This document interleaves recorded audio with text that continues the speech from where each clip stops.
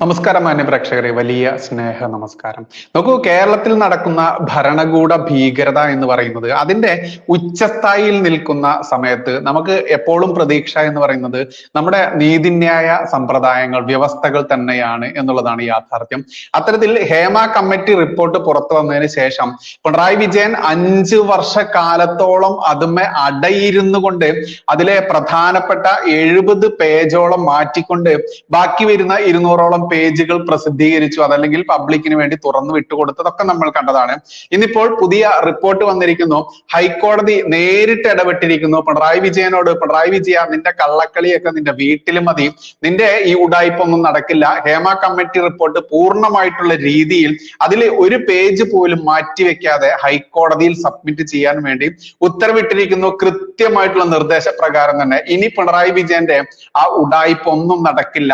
കാരണം പ്രമുഖർ എന്നും പറഞ്ഞുകൊണ്ട് നടീനടന്മാരെയുള്ള വേട്ടക്കാരെ സംരക്ഷിക്കുന്ന പിണറായി വിജയന്റെ ആ ഒരു ഇരട്ടത്താപ്പ് മുഖം കോടതി തിരിച്ചറിഞ്ഞിരിക്കുന്നു. കാരണം ഈ ഹേമ കമ്മിറ്റി റിപ്പോർട്ട് 4.5 വർഷങ്ങൾക്ക് മുൻപ്, ഏകദേശം 5 വർഷമായി പിണറായി വിജയൻ അവന്റെ അടവെച്ചിരിക്കുകയായിരുന്നു. ആ റിപ്പോർട്ടിൽ നിന്ന് പ്രധാന പേജുകൾ മാറ്റി എന്നുള്ളതൊക്കെ നമ്മൾക്കറിയാം. മാത്രമല്ല, ഇത്ര ഗുരുതരമായിട്ടുള്ള ആരോപണം എന്ന് പറഞ്ഞു കഴിഞ്ഞാല് പോക്സോ വകുപ്പ് പോലും ചാർത്താവുന്ന കേസുകൾ ഇതിലുണ്ട്. അതായത് പ്രായപൂർത്തിയാവാത്ത കുഞ്ഞു സിനിമാ നടികളായിട്ടുള്ള ബാലതാരങ്ങളുണ്ടല്ലോ, ഈ ബാലതാരങ്ങളെ പോലും ഈ നികൃഷ്ട ജന്മങ്ങൾ വെറുതെ വിട്ടിട്ടില്ല എന്നുള്ള റിപ്പോർട്ട് കൂടി ഇതിൽ ഉൾപ്പെട്ടിട്ടുണ്ട് എന്നുള്ളതിന്റെ ഗൗരവം മനസ്സിലാക്കിക്കൊണ്ട് തന്നെ ഹൈക്കോടതി ഇന്ന് നേരിട്ട് റിപ്പോർട്ട് സബ്മിറ്റ് ചെയ്യാൻ വേണ്ടി ഉത്തരവിട്ടിട്ടുണ്ട്. എന്തായാലും പിണറായി വിജയൻ പെട്ടിരിക്കുകയാണ്. കാരണം നമ്മൾക്കറിയാം, ഇപ്പോ ഗണേഷ് കുമാർ ആയാലും ഈ പറയുന്ന മുകേഷ് ആയാലും മമ്മൂട്ടി ആയാലും ഇവരുടെയൊക്കെ ആ ഇടതുപക്ഷ ചായ്വ് നമ്മൾക്കറിയാം. അത്തരത്തിൽ ചായ്വുള്ള ഇവന്മാരുടെയൊക്കെ അടക്കമുള്ള എല്ലാവരുടെയും കാര്യങ്ങൾ ഈ റിപ്പോർട്ടിൽ ഉണ്ടാവും എന്നുള്ളത് സ്പഷ്ടമാണ് എന്നിരിക്കെ പിണറായി വിജയൻ 70 പേജുകൾ എന്തിനാണ് മറച്ചു വെച്ചത് എന്ന ചോദ്യമൊക്കെ ഉയരുന്ന ഈ സാഹചര്യത്തിൽ മറ്റൊരു കാര്യം കൂടി ഇപ്പൊ സൂചിപ്പിക്കേണ്ടതുണ്ട്. കാരണം 5 വർഷങ്ങൾക്ക് മുൻപ്, അതായത് പിണറായി വിജയന്റെ ആദ്യ ഭരണ സമയത്ത് പിണറായി വിജയൻ വലിയ നവോത്ഥാന നായകനാണല്ലോ, പരട്ടൈ സംഘൻ എന്നൊക്കെ പറഞ്ഞുകൊണ്ടാണല്ലോ ഈ അന്തംഗമ്മികൾ പ്രചരിപ്പിക്കുന്നത്. ഈ പരട്ടൈ സംഘൻ സ്ത്രീകൾക്കിടയിൽ, സിനിമാ നടിമാർക്കിടയിലുള്ള ചൂഷണം ഒഴിവാക്കാൻ വേണ്ടി ഞാനിതാ രംഗത്തിറങ്ങി എന്നും പറഞ്ഞുകൊണ്ടാണ് ഈ ഹേമ കമ്മിറ്റിയെ, ആ ജസ്റ്റിസ് ഹേമ കമ്മിറ്റിയെ നിയമിച്ചത്. എന്നിട്ടോ അവർ കൊടുത്ത റിപ്പോർട്ട് 4.5 വർഷം പൂഴ്ത്തിവെച്ചു. ഒരു പക്ഷേ പിണറായി വിജയൻ ഈ റിപ്പോർട്ട് കൃത്യമായിട്ട് കൊടുത്തിട്ടില്ല എന്നുണ്ടെങ്കിൽ അതിൽ നിന്ന് ഒരു പേജെങ്കിലും മാറ്റിവെച്ച് റിപ്പോർട്ട് കൊടുത്തു കഴിഞ്ഞാൽ ഈ തെളിവ് നശിപ്പിച്ചതിന് പിണറായി വിജയനെതിരെ കേസെടുക്കാൻ പോലുമുള്ള വകുപ്പ് ഹൈക്കോടതിക്ക് ഉണ്ട് എന്നിരിക്കെ, അതല്ലെങ്കിൽ ഇത്തരത്തിലുള്ള വലിയൊരു ഗുരുതരമായിട്ടുള്ള പോക്സോ വകുപ്പടക്കം ചാർത്താവുന്ന കേസുകൾ ഈ പ്രമുഖ വേട്ടക്കാർക്കെതിരെ ഉണ്ട് എന്നിരിക്കെ അത് പൂഴ്ത്തിവെച്ചതിന് പിണറായി വിജയനെതിരെ കേസെടുക്കാൻ വരെ വകുപ്പുണ്ട് എന്നുള്ളതാണ് യാഥാർത്ഥ്യം. അത്തരത്തിൽ കൃത്യമായിട്ട് നിയമത്തിന്റെ പ്രാഗൽഭ്യം നേടിയിട്ടുള്ള ഒരുപാട് ആളുകൾ അത് അഭിപ്രായപ്പെട്ടതൊക്കെ കഴിഞ്ഞ മണിക്കൂറിൽ പുറത്തു വരുന്നുണ്ട്. ഇനി മറ്റൊരു, നമുക്കറിയാം, അഡ്വക്കേറ്റ് KM ഷാജഹാൻ എന്ന് പറയുന്ന വ്യക്തി, അദ്ദേഹത്തെ അറിയാത്തവർക്ക് ഞാനിവിടെ അദ്ദേഹത്തിന്റെ ഫോട്ടോ ഞാനിവിടെ ഡിസ്പ്ലേയിൽ ഇട്ടിട്ടുണ്ട്. അദ്ദേഹം കഴിഞ്ഞ ദിവസം വലിയൊരു വീഡിയോ ചെയ്തിരുന്നു. ആ വീഡിയോയിൽ കൃത്യമായിട്ടും WCC എന്ന് പറയുന്ന ഈ അമ്മയിൽ നിന്ന് നീതി കിട്ടാത്തവർക്ക് നീതി കൊടുക്കാൻ വേണ്ടി ഈ സ്ത്രീകളുടെ, നടികളുടെ ആ ഒരു അസോസിയേഷൻ, അതല്ലെങ്കിൽ ആ ഒരു ഗ്യാങ് ആണ് WCC എന്ന് പറയുന്നത്. അതിന്റെ പ്രമുഖയാണ് നമുക്കറിയാം, ഞമ്മന്റെ ലേഡി സൂപ്പർ സ്റ്റാർ ആണ് ഞാൻ എന്ന് സ്വയം പുകഴ്ത്തി നടക്കുന്ന ഈ മഞ്ജു വാര്യരെ കുറിച്ചൊക്കെ നമുക്കറിയാം. ആ മഞ്ജു വാര്യർ പല ഇരകളുടെയും പേരുകൾ വെളിപ്പെടുത്തിയോ ഇല്ലയോ എന്നുള്ളതൊക്കെ ഇന്ന് കൃത്യമായിട്ട് സംശയാസ്പദമായ രീതിയിൽ തന്നെ തെളിയിക്കപ്പെട്ടിരിക്കുന്നു. കാരണം എന്താ, ഈ അമ്മയിൽ നിന്നും, സിനിമാ നടന്മാരിൽ നിന്നും, നടിമാരിൽ നിന്നും പല രീതിയിലുള്ള ലൈംഗിക പ്രശ്നങ്ങൾ നേരിട്ട, അതല്ലെങ്കിൽ വ്യത്യസ്ത രീതിയിലുള്ള പരാതികൾ നേരിട്ട ഇവരെല്ലാം WCCയെ ബന്ധപ്പെടുന്നു. ഈ WCCയിൽ കൃത്യമായിട്ട് കാര്യങ്ങൾ പറയുന്നു. അതോടുകൂടി എന്താണ്, ഇതിന്റെ പ്രമുഖ സ്ഥാനത്തിരിക്കുന്ന ആളുകൾ ഇരയ്ക്കൊപ്പം നിൽക്കാതെ വേട്ടക്കാരന് ഈ വിവരം ചോർത്തി കൊടുക്കുന്നു. അതോടുകൂടി പരാതി കൊടുത്ത ആ നടി ആയിക്കോട്ടെ, അതല്ലെങ്കിൽ ജൂനിയർ ആർട്ടിസ്റ്റുമാരായിക്കോട്ടെ, ടെക്നീഷ്യൻസ് ആയിക്കോട്ടെ, ഇവർക്കൊക്കെ കൃത്യമായിട്ടും വിലക്കടക്കമുള്ള അവരെ പുറന്തള്ളപ്പെടുന്നു മലയാള സിനിമയിൽ നിന്ന്. ഈ മാഫിയകൾ എന്നുള്ളത്, ഈ 15 പ്രമുഖർ ഭരിക്കുന്ന പവർ ഗ്യാങ് എന്നുള്ളതൊക്കെ കൃത്യമായിട്ട് റിപ്പോർട്ട് വന്നിരുന്നു. ഇതുമായി ബന്ധപ്പെട്ട് KM ഷാജഹാൻ സാർ ഒരു വീഡിയോ ചെയ്തിരുന്നു. അദ്ദേഹത്തിന്റെ വാക്കുകൾ കട്ടിയുള്ള വാക്കുകളാണ്. അദ്ദേഹത്തിന്റെ ശബ്ദത്തിൽ ചെറിയൊരു മോഡുലേഷൻ വരുത്തിയിട്ടുണ്ട്. കാരണം 16 മിനിറ്റോളമുള്ള ലെങ്ത് ഉള്ളതാണ്. അപ്പൊ അതൊന്ന് കുറയ്ക്കാൻ വേണ്ടിയിട്ട് ഫാസ്റ്റ് കൂട്ടിയിട്ടുണ്ട്. പക്ഷെ അദ്ദേഹത്തിന്റെ ഓരോ വാക്കുകളും വിലപ്പെട്ട വാക്കുകൾ തന്നെയാണ്. കേട്ടു നോക്കാം നമ്മൾക്കത്. ഞാൻ കഴിഞ്ഞ ദിവസം പ്രമുഖ നടിയും ലേഡി സൂപ്പർ സ്റ്റാർ എന്ന് വിളിക്കപ്പെടുന്ന വ്യക്തിയുമായിട്ടുള്ള മഞ്ജു വാര്യരെ കുറിച്ച് ഒരു വീഡിയോ ചെയ്തിരുന്നു. വലിയ പിന്തുണയാണ് ജനങ്ങൾക്ക് ഞാൻ ആ വീഡിയോയിൽ പറഞ്ഞ കാര്യങ്ങളുമായി ബന്ധപ്പെട്ടിരിക്കുന്നത്. അതിന്റെ പ്രതിപാദ്യ വിഷയം എന്ന് പറയുന്നത് 2017 നടി ആക്രമിക്കപ്പെട്ടതിന് ശേഷം രൂപീകരിക്കപ്പെട്ട വിമൻ ഇൻ സിനിമ കളക്റ്റീവ് എന്ന് പറയുന്ന സംഘടനയിലെ സ്ഥാപക അംഗം ആയതിനു ശേഷം ആ സംഘടനയുമായി പിന്നീട് ബന്ധം വിച്ഛേദിക്കുകയും ഹേമ കമ്മിറ്റി രൂപീകരിച്ചതിന് ശേഷം ആ ഹേമ കമ്മിറ്റിക്ക് മൊഴി കൊടുത്തപ്പോൾ ആ ഹേമ കമ്മിറ്റിയെ പോലും അത്ഭുതപ്പെടുത്തിക്കൊണ്ട് സിനിമാ രംഗത്ത് ഒരു വനിതകൾക്കെതിരെ ഒരു പീഡനവും അല്ലെങ്കിൽ ഒരു ലൈംഗിക പീഡനവും നടക്കുന്നില്ല എന്നും സിനിമാ രംഗത്ത് വനിതകൾക്കുമായി ബന്ധപ്പെട്ടുകൊണ്ട് പീഡനം നടക്കുന്ന കാര്യത്തെക്കുറിച്ച് താൻ കേട്ടിട്ടേയില്ല എന്നുമുള്ള ആ മൊഴി കൊടുത്തതുമായി ബന്ധപ്പെട്ടുകൊണ്ടാണ് ഞാൻ ആ വീഡിയോ ചെയ്തത്. ആ മൊഴിയെ സംബന്ധിച്ചിടത്തോളം ഹേമ കമ്മിറ്റി പറഞ്ഞത് it is far from truth എന്നാണ്. ഫാർ ഫ്രം ട്രൂത്ത് എന്ന് പറഞ്ഞാൽ സത്യത്തിന്റെ കണിക പോലും അതിലില്ല എന്നാണ്. എന്ന് മാത്രമല്ല അവരുടെ മൊഴിക്ക് യാതൊരു മൂല്യവും തങ്ങൾ കൽപ്പിക്കുന്നില്ല എന്നും ഹേമ കമ്മിറ്റി പറയുകയുണ്ടായി. ഞാൻ അതിന്റെ വിശദമായിട്ടുള്ള ഒരു വീഡിയോ ഇന്നലെ ചെയ്തു. അപ്പൊ അതില് ഈ സിനിമാ രംഗത്ത് പീഡനം അനുഭവിക്കുന്ന മുഴുവൻ ലൈംഗിക പീഡനം അനുഭവിച്ച വനിതകളെ മുഴുവൻ ഒറ്റിക്കൊടുക്കുകയാണ് ഈ മഞ്ജു വാര്യർ എന്ന് പറഞ്ഞ ഈ നടി ചെയ്തത് എന്നാണ് ഞാൻ ഇന്നലെ പറഞ്ഞത്. സുഹൃത്തുക്കളെ, ഇന്ന് ഞാൻ ഈ വീഡിയോയിൽ പറയാൻ പോകുന്നത് അവർ ആ മൊഴിമാറ്റം നടത്തിയതിലൂടെ എന്ന് ഞാൻ പറയുമ്പോൾ അവർ വിമൻ ഇൻ സിനിമ കളക്റ്റീവ് എന്ന് പറഞ്ഞ സംഘടനയുടെ സ്ഥാപക അംഗമായി നിന്ന ഒരു നടിയാണ്. 2017 കേരളത്തിലെ പ്രമുഖ നടി പീഡിപ്പിക്കപ്പെട്ടതുമായി ബന്ധപ്പെട്ടുകൊണ്ട് പിന്നീടുണ്ടായ സംഭവങ്ങളുടെ ഭാഗമായിട്ടാണ് ഈ സംഘടന ഉണ്ടായത്. ആ സംഘടനയുടെ സമ്മർദ്ദത്തിന് വഴങ്ങിയിട്ടാണ് സംസ്ഥാന സർക്കാർ ടീം ഹേമ കമ്മിറ്റിയെ രൂപീകരിച്ച കാര്യങ്ങളൊക്കെ നമ്മൾ പറഞ്ഞിരുന്നു. പക്ഷെ ആ വിഷയത്തിൽ സിനിമാ രംഗത്ത് ഒരു പീഡനവും ലൈംഗിക പീഡനവും നടക്കുന്നില്ല എന്നുള്ള മൊഴി ഇവർ കൊടുക്കാനിടയായ സാഹചര്യം എന്താണെന്നും ആ കൊടുത്തത് കൊണ്ട് ഇവർക്ക് ഉണ്ടായിട്ടുള്ള നേട്ടം എന്താണെന്നും വിശദമായി എന്റെ പ്രേക്ഷകരുമായി ചർച്ച ചെയ്യാൻ വേണ്ടിയിട്ടാണ് ഞാൻ ഈ വീഡിയോയിലൂടെ ശ്രമിക്കാം. പ്രേക്ഷകർ ഓർക്കുന്നുണ്ടാവും ഞാൻ ഇന്നലെ ഒരു കാര്യം പറഞ്ഞത്. അതായത് ഈ പ്രമുഖ നടി ആക്രമിക്കപ്പെട്ടതുമായി ബന്ധപ്പെട്ടിട്ടുള്ള ആ കേസിന്റെ വിചാരണ സമയത്ത് ആ നടിക്ക് അനുകൂലമായിട്ടുള്ള മൊഴിയാണ് മഞ്ജു വാര്യർ കീഴ്ക്കോടതിയിൽ കൊടുത്തത്. അതെന്നുള്ള 2 തവണ കൊടുത്തു എന്നുള്ളത് ഞാൻ ഇന്നലെ ഞാൻ പറഞ്ഞു. അങ്ങനെ പറഞ്ഞ നടിയാണ്, സിനിമാ രംഗത്ത് ക്രൂരമായിട്ടുള്ള ലൈംഗിക പീഡനം അനുഭവിക്കപ്പെട്ട ആ കേസിൽ ഇരയ്ക്ക് അനുകൂലമായി കീഴ്ക്കോടതിയിൽ മൊഴി കൊടുത്തിട്ടുള്ള മഞ്ജു വാര്യരാണ് പിന്നീട് സിനിമാ രംഗത്ത് ഒരു ലൈംഗിക പീഡനം നടക്കുന്നതായി താൻ കേട്ടിട്ടേയില്ല എന്ന് ആവർത്തിച്ച് ഹേമ കമ്മിറ്റിയുടെ മുമ്പിൽ പറഞ്ഞത് എന്ന് ഞാൻ സൂചിപ്പിച്ചു. ഞാൻ ഇന്ന് വീഡിയോയിൽ പറയാൻ പോകുന്നത് എന്താണ് മഞ്ജു വാര്യർ അതുകൊണ്ട് പിന്നീട് സിനിമാ രംഗത്ത് നേടിയത്. ഇതാണ് ഞാൻ കാര്യകാരണ സഹിതം എന്റെ പ്രേക്ഷകരുടെ മുന്നിൽ ഞാൻ അവതരിപ്പിക്കും. മഞ്ജു വാര്യർ എന്ന് പറഞ്ഞ വലിയൊരു നടിയാണ്. ആ കാര്യത്തിൽ നമ്മൾ സംശയം നമ്മൾ നേരത്തെ വീഡിയോ ചെയ്തിട്ടുണ്ട്. 1995 അവർ ആദ്യ സിനിമയിലേക്ക് വരുന്ന സാക്ഷ്യം എന്ന് പറഞ്ഞ സിനിമ.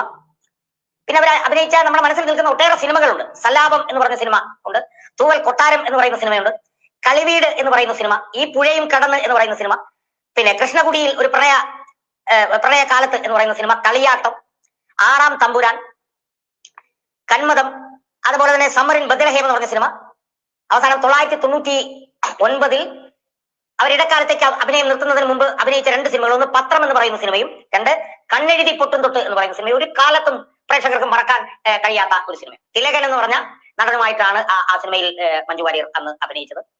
അതൊരു വിധിവൈപരീതം എന്ന് പറയാവുന്നത് പോലെ സിനിമാ രംഗത്തെ ഈ പുരുഷ കേസരികൾക്കെതിരെ പ്രൗഢോജ്വലമായിട്ടുള്ള സമരം നടത്തിയിട്ടുള്ള തിലകനുമായിട്ട് ആണ് മഞ്ജു വാര്യർ ആ സിനിമയിൽ അഭിനയിച്ചത്. ആ മഞ്ജു വാര്യർ തന്നെയാണ് സിനിമയിൽ ഒരു പീഡനമില്ല എന്ന് പിന്നീട് പറഞ്ഞത്. അത് വലിയൊരു ഐറണിയായിട്ട് നമുക്ക് തോന്നും. എന്തായാലും 1995-നും 1999-നും ഇടയ്ക്ക് 18 സിനിമയിൽ അവർ അഭിനയിച്ചു. അതിൽ നമ്മുടെ മനസ്സിൽ കിടക്കുന്ന ഒട്ടേറെ സിനിമകൾ. എന്നാൽ പിന്നീട് അവർ സിനിമാ രംഗത്ത് നിന്ന് അപ്രത്യക്ഷയായി. അത് ദിലീപുമായിട്ടുള്ള വിവാഹത്തെ തുടർന്നാണ് എന്നാണ് നമുക്ക് മനസ്സിലാക്കാൻ കഴിയുന്നത്. പിന്നീട് 2014 വരെ അവർ സിനിമാ രംഗത്ത് ഉണ്ടായിരുന്നില്ല. 2014 അവർ തിരിച്ചു വന്നു. ആദ്യം ഹൗ ഓൾഡ് ആർ യു എന്ന് പറഞ്ഞ സിനിമയിൽ അഭിനയിച്ചു. പിന്നെ രണ്ട് മൂന്ന് സിനിമകൾ ഇതൊക്കെ ഇങ്ങനെ അഭിനയിച്ചുകൊണ്ട് ഇരിക്കുകയായിരുന്നു.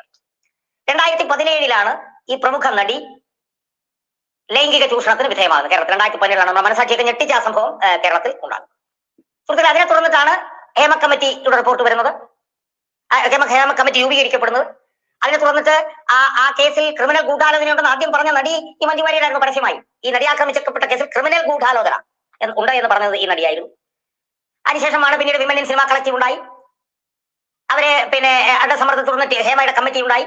ആ കമ്മിറ്റിക്ക് മൊഴി കൊടുത്തപ്പോഴാണ് മഞ്ജു വാര്യർ തന്റെ നിലപാട് അങ്ങ് മലക്കം മറിഞ്ഞത്. ആ മലക്കം മറിഞ്ഞതുമായി ബന്ധപ്പെട്ടുള്ള വിഷയങ്ങളെ കുറിച്ചിട്ടാണ് നമ്മൾ വീഡിയോയിൽ നമ്മൾ പറഞ്ഞു. ഇന്നിപ്പോ നമ്മൾ പറയാൻ പോകുന്നത് ആ മലക്കം മറിച്ചിലുകൾ കൊണ്ട് ഇവർക്ക് എന്ത് നേടാൻ കഴിഞ്ഞു എന്ന് ഒന്ന് പരിശോധിക്കാനാണ് നമ്മൾ ശ്രമിച്ചുകൊണ്ടിരിക്കുന്നത്. സുഹൃത്തുക്കളെ, ഈ 2017 ശേഷം ഈ വിമൻ ഇൻ സിനിമ കളക്റ്റീവ് എന്ന് പറഞ്ഞിട്ടുള്ള ഈ സംഘടന ഉണ്ടാക്കിയ വേറെ പല സിനിമാ നടിമാരുണ്ട്. ആ സിനിമാ നടിമാരുടെ എല്ലാം പിന്നെ അധോഗതിയായിരുന്നു എന്ന്, അവർക്കെല്ലാം പിന്നീട് അധോഗതിയായിരുന്നു എന്നാണ് നമുക്ക് കാണാൻ കഴിയുന്നത്. ഉദാഹരണത്തിന് റീമ കല്ലിങ്കൽ എന്ന് പറഞ്ഞൊരു നടിയുണ്ട്. ആ നടി വിമൻ ഇൻ സിനിമ കളക്റ്റീവിന്റെ പ്രധാനപ്പെട്ട ഒരു സംഘാടകയാണ്, ഒരു സ്ഥാപകാംഗമാണ്. അവരെ 2018-നും 2023-നും ഇടയിൽ അവരെ ഏതാണ്ട് 3-4 സിനിമയിലാണ് അവർ അഭിനയിച്ചതായിട്ട് കാണുന്നത്. അവര് പിന്നെ 2019 വൈറസ് എന്ന് പറഞ്ഞൊരു സിനിമയിൽ അഭിനയിച്ചു. അതിന് പക്ഷേ അവർ നിർമ്മാതാവായിരുന്നു. 2023 അവർ നീലവെളിച്ചം എന്ന് പറഞ്ഞ സിനിമയിൽ അഭിനയിച്ചു. അതിൽ നിർമ്മാതാവായിരുന്നു. അങ്ങനെ 2018 2023 ഇടയിൽ അവർ ആകെ 2-3-4 സിനിമയിലാണ് പിന്നീട് അഭിനയിച്ചതായിട്ട് കാണുന്നത്. അതായത് ഈ വിമൻ ഇൻ സിനിമ കളക്റ്റീവ് രൂപീകരിക്കപ്പെട്ടതിന് ശേഷം അതിൽ സജീവ അംഗമായിരുന്ന റീമ കല്ലിങ്കലിന് പിന്നെ സിനിമകൾ അധികം ഒന്നും കിട്ടിയതായിട്ട് നമ്മൾ കാണുന്നില്ല. ഈ വിമൻ ഇൻ സിനിമ കളക്റ്റീവിൽ സജീവമായി ഇടപെട്ടുകൊണ്ടിരുന്ന അതിനകത്തെ സ്ഥാപക അംഗമായിട്ടുള്ള മറ്റൊരു നടിയായിരുന്നു രമ്യ നമ്പീശൻ. ആ രമ്യ നമ്പീശൻ 2018 2023 ഇടയിൽ 16 സിനിമകളിൽ അഭിനയിച്ചായിട്ട് നമ്മൾ കണ്ടു. അപ്പൊ അവർക്ക് സിനിമകൾ കൂടുതൽ കിട്ടി എന്നുള്ളൊരു തോന്നലാണ് നമുക്ക്. പക്ഷേ ഏറ്റവും രസകരമായ കാര്യം ആ 14 സിനിമയിൽ ഏതാണ്ട് ഒരു 10-11 സിനിമകളും തമിഴ് സിനിമകളായിരുന്നു എന്നുള്ളതാണ്. തമിഴ് സിനിമകളിലാണ് അവരെ അഭിനയിച്ചുകൊണ്ടിരുന്നത്. അപ്പൊ ഇവർക്കും ഈ 2018 2023 ഇടയിൽ ഏതാണ്ട് 4 സിനിമകൾ മാത്രമേ അഭിനയിക്കാൻ കഴിഞ്ഞുള്ളൂ. അവരും തള്ളപ്പെട്ടു പോയി. പാർവതി തിരുവോത്ത് എന്ന് പറഞ്ഞ ഒരു നടിയുണ്ട്. അവര് 8-10 സിനിമയിൽ അഭിനയിച്ചു. പക്ഷെ ആ സിനിമകളിൽ തന്നെ ശ്രദ്ധിക്കപ്പെട്ടത് പുഴു എന്നുള്ളതും ഉള്ളെഴുത്ത് എന്നുള്ള 2 സിനിമകളാണ്. ബാക്കിയൊക്കെ ഈ പറഞ്ഞതുപോലെ അവിടെ ഇവിടെയൊക്കെ ആയിട്ടുള്ള സിനിമകളായിട്ടാണ് നമ്മൾ കാണുന്നത്. അപ്പോ വിമൻ ഇൻ സിനിമ കളക്റ്റീവിലെ സ്ഥാപകാംഗങ്ങളായിരുന്ന പ്രധാനപ്പെട്ട പല നടിമാർക്കും പിന്നീട് അവസരങ്ങൾ കിട്ടാൻ വലിയ ബുദ്ധിമുട്ടായിരുന്നു എന്നുള്ളത് ഞാൻ ഈ പറഞ്ഞ അനുഭവങ്ങളിൽ നിന്ന് ഉണ്ട്. പിന്നെ അതുകൂടാതെ ഈ പറഞ്ഞ പോലെ സജിത മഠത്തിൽ എന്ന് പറഞ്ഞൊരു ഒരു വനിതാ നടിയുണ്ട്. അവരൊന്നും കാര്യമായ നടികളല്ലാത്തതുകൊണ്ട് ഞാൻ അതിനകത്തേക്ക് പോകുന്നില്ല. അഞ്ജലി മേനോൻ, ആശ അച്ചി ജോസഫ് എന്നൊക്കെ പറഞ്ഞിട്ടുള്ള നടിമാരുണ്ട്. അവരെ കുറിച്ചിട്ടൊന്നും ഞാൻ കൂടുതലായും പറയുന്നില്ല. കാരണം അതിനകത്ത് പ്രധാനപ്പെട്ടത് റീമ കല്ലിങ്കലും ഈ പാർവതി തിരുവോത്തും ഈ രമ്യ നമ്പീശനുമായിരുന്നു. അവർക്ക് ഈ 2018 ശേഷം കാര്യമായിട്ടുള്ള അഭിനയത്തിനുള്ള സാധ്യതകൾ ഉണ്ടായിട്ടില്ല എന്നാണ് നമ്മൾ മനസ്സിലാക്കുന്നത്. രമ്യ നമ്പീശൻ തമിഴിൽ കുറച്ച് സിനിമകൾ അഭിനയിച്ചുകൊണ്ട് അവർക്ക് അത്യാവശ്യം അവർ ജീവിച്ചു പോയി. പിന്നെ വേറെ 2 പേര് അതിനകത്തുണ്ടായിരുന്ന സ്ഥാപകാംഗങ്ങൾ. അവർ 2 പേരും വിമൻ ഇൻ സിനിമ കളക്റ്റീവിനെ വഞ്ചിച്ചിട്ട് അവർ പോയി. അതിലൊന്ന് വിധു വിൻസെന്റ്. അവര് ഇത് വളരെ സജീവമായിട്ടുള്ള ഒരു വലിയ പുരോഗമനകാരിയായിട്ടുള്ള ഒരു നടി സംവിധായകർ. അവരുടെ വഴിക്ക് പോയി. അവർ വേറെ ഭാഗത്ത് ചേർന്നു. അതുപോലെ തന്നെ സുരഭി ലക്ഷ്മി എന്ന് പറഞ്ഞിട്ടൊരു നടി ഉണ്ടായിരുന്നു. അവരും ഈ വിമൻ ഇൻ സിനിമ കളക്റ്റീവിൽ നിന്ന് രക്ഷപ്പെട്ട് അവർ കളം മാറി അവർ ചവിട്ടി. അപ്പൊ നമുക്ക് എത്താൻ കഴിയുന്ന ഒരു പൊതു നിരീക്ഷണം എന്ന് പറയുന്നത് ഈ വിമൻ ഇൻ സിനിമ കളക്റ്റീവ് പറഞ്ഞ സംഘടന രൂപീകരിച്ചതിനെ തുടർന്ന് അതിനകത്ത് സജീവ സാന്നിധ്യമായിരുന്ന വനിതകൾക്കൊന്നും നടിമാർക്കൊന്നും പിന്നെ വലിയ അവസരങ്ങളൊന്നും കിട്ടിയിട്ടില്ല എന്നുള്ളതാണ്. എന്നാൽ അതിനും വ്യത്യസ്തമായി ആദ്യം വിമൻ ഇൻ സിനിമ കളക്റ്റീവിനോടൊപ്പം നിൽക്കുകയും പിന്നീട് വിമൻ ഇൻ സിനിമ കളക്റ്റീവിൽ നിന്ന് ബന്ധം വിച്ഛേദിക്കുകയും സിനിമയിലെ വനിതകളുടെ പ്രശ്നങ്ങൾ പഠിക്കാൻ വേണ്ടി രൂപീകരിച്ച കമ്മിറ്റിയുടെ മുന്നിൽ ചെന്ന് സിനിമാ രംഗത്ത് സ്ത്രീ പീഡനം എന്നുള്ളത് താൻ കേട്ടിട്ടേ ഇല്ല എന്ന്, അങ്ങനെ ഒരു സംഭവമേ സിനിമയിൽ ഉണ്ടായിട്ടില്ല എന്ന് പച്ചക്കള്ളവും നട്ടാൽ കുറിക്കാത്ത നുണയും പറഞ്ഞ് ഈ സിനിമയിലെ ലൈംഗിക പീഡനത്തിനും മറ്റെല്ലാത്തരം വൃത്തികേടുകൾക്കും ഉപരോധങ്ങൾക്കും നേതൃത്വം കൊടുക്കുന്ന ഒരു ചെറുവിരലിൽ എണ്ണാവുന്ന സൂപ്പർ സ്റ്റാറുകളുടെ താല്പര്യം സംരക്ഷിക്കുകയും ചെയ്ത മഞ്ജു വാര്യർ ഈ 2017 കഴിഞ്ഞപ്പോൾ എന്തു നേടി എന്നാണ് ഇനി നമ്മൾ പരിശോധിക്കാൻ പോകുന്നത്. നമ്മൾ ഇതുവരെ കണ്ടത് ഇതിനൊപ്പം നിന്നവരെ അവർക്ക് എന്താ നഷ്ടപ്പെട്ടു എന്നുള്ളത് നമ്മൾ പറഞ്ഞു. റീമ കല്ലിങ്ങളുടെ കാര്യം പറഞ്ഞു, പാർവതി തിരുവോത്തിന്റെ കാര്യം പറഞ്ഞു, പിന്നെ രമ്യ നമ്പീശന്റെ ഒക്കെ കാര്യം പറഞ്ഞു. അവരെല്ലാം നഷ്ടപ്പെട്ടവരാണ്. ഇനി നിലപാട് മാറ്റിയത് കൊണ്ട് പീഡകർക്കൊപ്പം നിന്ന് ഇരകൾക്ക് എതിരായി നിലപാടെടുത്ത മഞ്ജു വാര്യർ ഈ 2018 ശേഷം എന്തു നേടി? ഇതാണ് നമ്മൾ വിശദമായി പരിശോധിക്കുന്നത്. നോക്കുമ്പോൾ എന്താണെന്നറിയാമോ സുഹൃത്തുക്കളെ, 13 സിനിമകളിൽ അവർ ഇതിനിടയിൽ അഭിനയിച്ചു. 14ാമത്തെ സിനിമ ഷൂട്ടിങ്ങിലാണ്. അതിന്റെ വിശദാംശങ്ങളിലേക്ക് ഞാൻ വരാം. ആ 2018 2024 ഇടയ്ക്ക് അവരെ 13 സിനിമകളിൽ അഭിനയിക്കുകയും ഒരു സിനിമ ഷൂട്ടിംഗ് നടത്തുകയും ചെയ്തു. അതിൽ മോഹൻലാലുമായി ചേർന്ന് അവർ 3 സിനിമയിൽ അഭിനയിച്ചു. അതിലൊന്ന് ഒടിയൻ എന്ന് പറഞ്ഞിട്ടുള്ള സിനിമയാണ്, 2 ലൂസിഫർ എന്ന് പറഞ്ഞിട്ടുള്ള സിനിമയാണ്, 3 മരിക്കാൻ അറബിക്കടലിന്റെ സിംഹം എന്ന് പറയുന്ന 3 സിനിമകൾ ഉൾപ്പെടെ 13 സിനിമകളിൽ അവർ അഭിനയിച്ചു. നോക്കൂ, ഈ ലൂസിഫറിന്റെ കാര്യം പറഞ്ഞതുകൊണ്ട് ഞാൻ ഒന്ന് ഇടയിൽ കയറുകയാണ്. ലൂസിഫറിലെ ഈ മഞ്ജു വാര്യരുടെ മകളായിട്ട് അഭിനയിക്കേണ്ടിയിരുന്നത് മാളവിക എന്ന് പറഞ്ഞ സിനിമാ നടിയായിരുന്നു. ആ സിനിമാ നടി കഴിഞ്ഞ ദിവസം വെളിപ്പെടുത്തൽ നടത്തി അവരെ റിഹേഴ്സൽ നടത്തുന്നതിനിടയിലൂടെ വന്നുകൊണ്ട് ഒരുത്തൻ പിറകിൽ നിന്ന് കയറി പിടിച്ചിട്ട് വഴങ്ങാൻ പറഞ്ഞു. അവിടെ വഴങ്ങിക്കഴിഞ്ഞാൽ അവരെ ടെസ്റ്റ് ഡോസ് ആയിരുന്നു. ആ ടെസ്റ്റ് ഡോസ് വിജയിച്ചു കഴിഞ്ഞാൽ പിന്നെ വമ്പൻ താരങ്ങൾക്ക് കാഴ്ച വെക്കപ്പെടുമായിരുന്നു എന്നുള്ളത് പച്ചയ്ക്ക് തുറന്നു പറയുന്ന മാളവികയുടെ വാക്കുകൾ നമ്മൾ കേട്ടു. പിന്നെ അതുകൊണ്ട് തന്നെ ആ കുട്ടിക്ക് ആ സിനിമയിൽ നിന്ന് പുറത്തു പോകേണ്ടി വന്നു വഴങ്ങാത്തത് കൊണ്ട് എന്ന് ആ കുട്ടി പറഞ്ഞു. പിന്നീട് സാനിയ ഈയപ്പൻ എന്ന് പറയുന്ന പെൺകുട്ടിയായിരുന്നു മഞ്ജു വാര്യരുടെ മകളായിട്ട് അഭിനയിക്കാൻ വന്നത് എന്നത് കൂടി കൂട്ടിച്ചേർക്കേണ്ടതുണ്ട്. അഭിമാനം നഷ്ടപ്പെടുത്താതെ രക്ഷപ്പെട്ട മാളവിക തുറന്നു പറഞ്ഞതാണ്. ഇത് ഞാൻ പറഞ്ഞതല്ല. ബാക്കിയുടെ കേൾക്കാം. 4ാമത്തെ സിനിമ എന്ന് പറയുന്നത് ലൂസിഫറിന്റെ തുടർച്ചയായിട്ടുള്ള എമ്പുരാൻ എന്ന് പറഞ്ഞ സിനിമയാണ്. അതിലും അവർ അഭിനയിക്കുന്നുണ്ട്. അപ്പൊ ഏതാണ്ട് ഒരു 13-14 അഭിനയിച്ചു. അതിൽ തന്നെ മോഹൻലാലുമായി 3 സിനിമയിൽ അഭിനയിച്ചു. ഒരു സിനിമ ഷൂട്ടിംഗ് നടക്കുന്നു. 4 മോഹൻലാലിനെ കുറിച്ചുള്ള മോഹൻലാൽ എന്ന് പറയുന്ന ഒരു സിനിമയിലും ഈ മഞ്ജു വാര്യർ അഭിനയിച്ചു. അപ്പോൾ ഇരകൾക്കെതിരായി പീഡകർക്കൊപ്പം നിന്ന മഞ്ജു വാര്യർക്ക് സിനിമയിൽ പിന്നീടും ഒരുപാട് സാധ്യതകൾ തുറന്നു കിട്ടി എന്നാണ് നമുക്ക് ഇതിനകത്ത് മനസ്സിലാവുന്നത്. അതിനാണ് ഞാൻ ഞാൻ പറഞ്ഞത്. ആമി എന്ന് പറഞ്ഞ സിനിമയുണ്ട്, പിന്നെ പ്രതി ഭുവൻകോഴി എന്ന് പറഞ്ഞ സിനിമയുണ്ട്, ദ പ്രീസ്റ്റ്, ചതുർമുഖം, അങ്ങനെ പല സിനിമ. ഞാൻ എന്തായാലും അവർക്ക് ഹാൻഡ്സ് ഫുൾ ഓഫ് ഓപ്പർച്യൂണിറ്റീസ് ആയിരുന്നു ഈ നിലപാട് മാറ്റി കഴിഞ്ഞപ്പോൾ കിട്ടിയത്. ഞാൻ അവരുടെ ആസ്തി എടുത്ത് നോക്കുമ്പോൾ കാണാൻ കഴിയുന്നത് 140 കോടി രൂപയുടെ ആസ്തി അവർക്കുണ്ട് എന്നാണ് എനിക്ക് ഗൂഗിളിൽ നിന്ന് മനസ്സിലാക്കാൻ. അത് ഡിക്ലെയർഡ് ആസ്തിയാണ്, അതിനേക്കാൾ വളരെ വളരെ കൂടുതൽ ഉണ്ടാകും എന്നുള്ള കാര്യത്തിൽ യാതൊരു തർക്കമില്ല. എന്തായാലും മലയാള സിനിമയിലെ ഏറ്റവും കൂടുതൽ ആസ്തിയുള്ള ഒരു നടിയാണ് ഇന്ന് മഞ്ജു വാര്യർ എന്നതാണ് നമുക്ക് മനസ്സിലാക്കാൻ കഴിയുന്നത്. വേറുള്ള നടിമാരൊക്കെ ചെറുകിട നടികളാണ്. 2-3 സിനിമകളൊക്കെ അവിടെ ഇവിടെയൊക്കെ അഭിനയിക്കുന്ന നടികളാണ്. പേരുകൾ പോലും നമുക്ക് ഓർക്കാൻ ബുദ്ധിമുട്ടുള്ള നടികൾ ഒരു ഭാഗത്തുള്ളപ്പോൾ ഈ സിനിമാ മേഖലയിലെ നരാധമന്മാരായിട്ടുള്ള സിനിമാ നടന്മാർക്ക് അനുകൂലമായി നിലപാട് മാറ്റിയ മഞ്ജു വാര്യർ ആണ് സിനിമാ രംഗത്തെ വനിതകൾക്കിടയിലുള്ള ഏക കോടീശ്വരി എന്നാണ് നമ്മൾ മനസ്സിലാക്കുന്നത്. ഈ സിനിമയിൽ മാത്രമല്ല, പരസ്യരംഗത്തും 1-ാം സ്ഥാനത്ത് അവരാണ് നിൽക്കുന്നത്.